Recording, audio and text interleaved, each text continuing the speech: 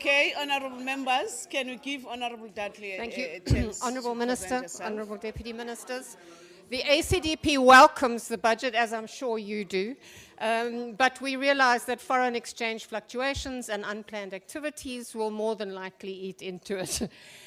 We also note the Minister's commitment and promises with regard to audit challenges, and we welcome that. Now, the ACDP takes this moment to reflect on the National Development Plan, which states that the country's foreign policy should be shaped by the interplay between diplomatic, political, security, environmental, economic, and regional dynamics that define international relations.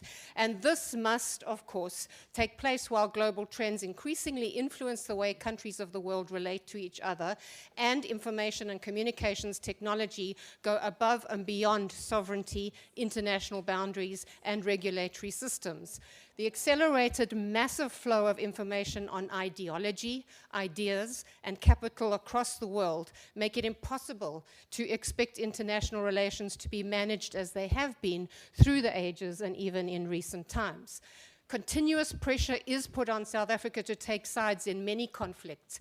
Government is, we know, aware that all countries have their strengths and weaknesses, and while we send peace missions and peacekeeping forces where needed, we respect the sovereignty of these countries. Erring on the side of tolerance in the hope of influencing them regarding a culture of human rights while providing practical assistance and encouragement with regard to good governance and democracy. Now, personally, I've saluted South Africa's cautious position regarding forced regime change and democracy by force, which we know delivers certain death and destruction.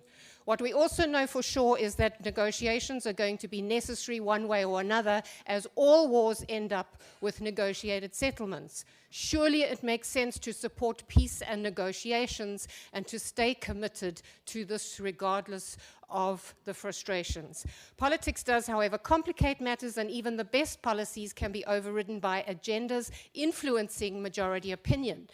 Minister Pandor's statement during the State of the Nation address that majority party had agreed that government must cut diplomatic ties with Israel, President Ramaphosa following this by saying that diplomatic ties with Israel were to be downsized, and now the withdrawal of our ambassador to Israel are an example of this kind of pressure. The ACDP would like to encourage government that despite the pressure, they know the right thing to do is to remain committed to meaningful and positive engagement with all stakeholders in the Middle East, and to reconsider the value of resuscitating and empowering Middle East envoys, which we believe would do far more to move parties toward fruitful negotiations and a sustainable peace than taking sides does.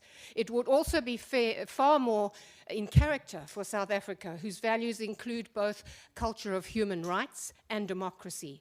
Pretending there are good and bad guys in this or any situation is futile.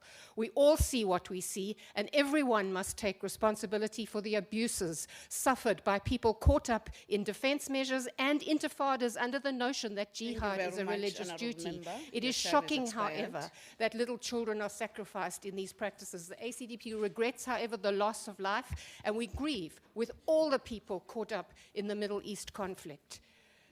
Hamas has been controlling Gaza since Israel. Your time has expired, Honourable Dudley. So the ACDP will support all government efforts to promote peace and sustainable development within South Africa, regionally and globally. Thank you. Thank you. Thank you. Thank you so much.